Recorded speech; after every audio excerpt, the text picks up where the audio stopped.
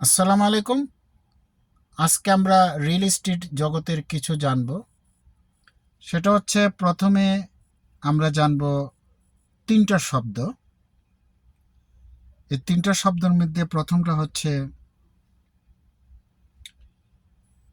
এনকুম্বারেন্স, এনক্রুচমেন্ট এবং ইসিমেন্ট।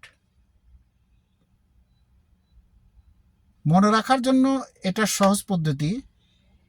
এনকুম্বারেন্সটা হচ্ছে জমির উপরে সকল প্রকার দায় দায়িত্ব। এই দায় দায়িত্বটা দুইটা ভাগে বিভক্ত। একটা ভাগ হচ্ছে ইসিমেন্ট, আর একটা ভাগ হচ্ছে লিয়েন। ইসিমেন্টটা হচ্ছে জমির সাথে সংক্রান্ত কোনো কিছু, আর লিয়েনটা হচ্ছে জমির সাথে সংক্রান্ত অর্থনৈতিক কোনো দায় দায়িত্ব। যেমন মর্গেজটা বাকি আছে, এটা লিয়েন। আর ইসিমেন্টটা যেমন একটা গ্যারেজ আছে, এই গ্যারেজটা আপনি ইউজ করতে পারেন, আপনার প্রতিবেশী যিনি আছেন তিনিও ইউজ করতে পারেন পাশাপাশি। আবার আপনার একটা রাস্তা আছে, আপনার বাড়ির পাশ দিয়ে গেছে, এটা আপনিও ব্যবহার করতে পারেন, তিনিও ব্যবহার করতে পারেন। এটা হচ্ছে ইসিমেন্টের আন্ডারে। আবার ইসিমেন্টকে আমরা দুই ভাগে বিভক্ত করতে পারি। একটা হচ্ছে ইসিমেন্ট, আগে বলছি, আর একটা হলো এনক্রুচমেন্ট। ইসিমেন্টটা হচ্ছে আইনগত, আপনি একজনকে অধিকার দিচ্ছেন আর আরেকজনে আইনগতভাবে অধিকার পাইছে আপনার জমিটা কিছু বিশেষ সময়ের জন্য সে ব্যবহার করতে পারে, অথবা পার্মানেন্টলিও ব্যবহার করতে পারে। আর এনক্রুচমেন্টটা হচ্ছে এটা ইললিগেলভাবে আপনার জমির কিছু অংশ বা আপনার জমি সংক্রান্ত কোনো ব্যাপার প্রতিবেশী ব্যবহার করতেছে, তা এটা হচ্ছে এনক্রুচমেন্ট।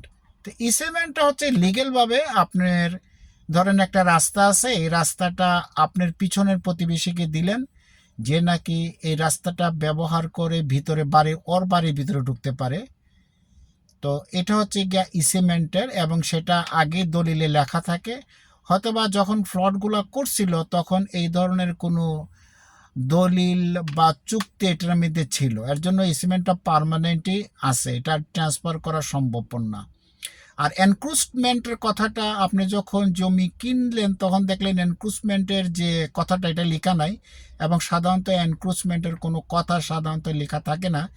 কিন্তু আপনি দেখলেন যে প্রতিবেশীর একটা বাড়ির চালা বা বাড়ির কিছু অংশ আপনার বাড়িতে ঢুকে গেছে, এটা লোকে এনক্রুচমেন্ট, মানে অনধিকার প্রবেশ, মানে হচ্ছে গিয়ে আপনার বেআইনিভাবে প্রবেশ। কিন্তু এনক্রুচমেন্টের একটা সমস্যাটা মনে রাখবেন, সেটা হচ্ছে দীর্ঘ 10 বছরের উপরে যদি এই ধরনের কেউ ব্যবহার করে, তাহলে সে কোর্টে মামলা করে এই জায়গাটা তার সে ব্যবহার করতে পারে, কিন্তু তার নামে নিতে পারে না। সে এটা ইউজ করতে পারে 10 বছরের ঊর্ধ্বে, কিন্তু এটা প্রমাণ করতে হবে কোর্টের কাছে যে 10 বছরের ঊর্ধ্বে সেইটা ব্যবহার করতেছে।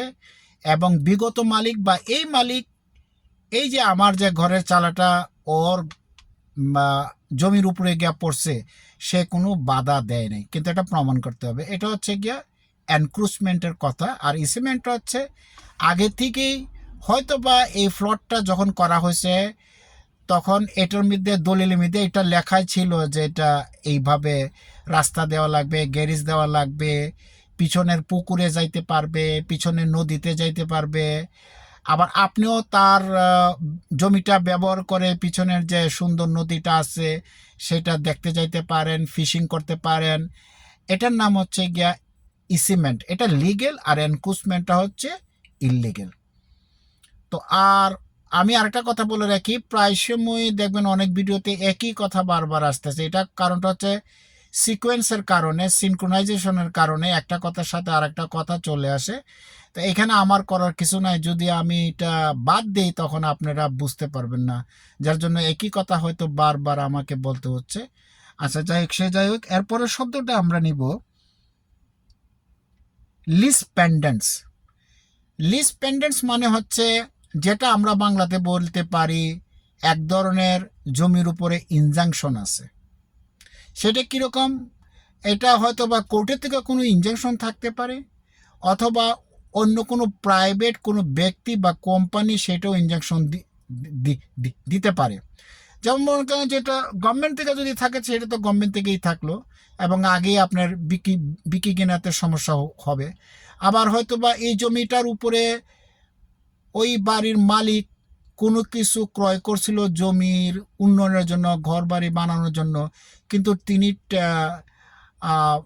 টাকাটা পরিশোধ করেন নাই। ওর জন্য ওই কোম্পানিটা কোর্টে মামলা করার পরে কোর্ট তাকে ওই লিজ পেন্ডেন্টের যে নোটিশটা এটা বাসার সামনে টাঙ্গায় দেয়, যে কেউ যদি এই জমিটা কিনো তাহলে মনে রাখবা এই জমির উপরে এক ধরনের ইনজাংশন আছে, তোমাকে ইনজাংশন সহকারে কিনতে হবে, বা জমি কেনার থেকে তুমি দূরে থাকো, বা প্রপার্টি কেনার থেকে দূরে থাকো, বা বাসা কেনার থেকে দূরে থাকো। এটার নাম হচ্ছে লিজ পেন্ডেন্ট। সোজাসুজি মনে রাখবেন, মনে থাকার জন্য এটা এক ধরনের ইনজাংশন।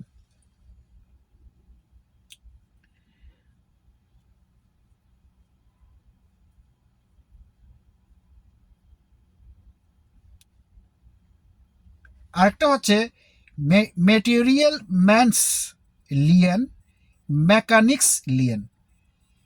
ও যে আগে যে শব্দটা বললাম সেইটা মেটেরিয়াল ম্যানস লিয়েন মানে হচ্ছে এই বাড়িটা কনস্ট্রাকশন করার জন্য বাড়ির মালিক কিছু পণ্যদ্রব্য কিনছিল, কিন্তু সে পণ্যদ্রব্যের টাকাটা ফেরত দেয় নাই বা পণ্যদ্রব্যের টাকাটা পরিশোধ করে নাই।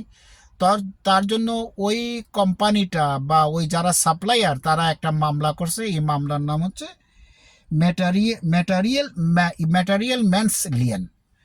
আরেকটা হচ্ছে মেকানিক্স লিয়েন। মেকানিক্স লিয়েন হচ্ছে গিয়া যে এই বাড়িটা করার জন্য তিনি যে শ্রমিক নিয়োগ করছিলেন, কিন্তু শ্রমিকের পয়সাটা তিনি দেন নাই, বা দিলেও হেরফের করছেন, বা এটার মধ্যে কোনো একটা ঘাপলা হয়ে গেছে, যার জন্য শ্রমিক বা শ্রমিকরা একটা মামলা করছে।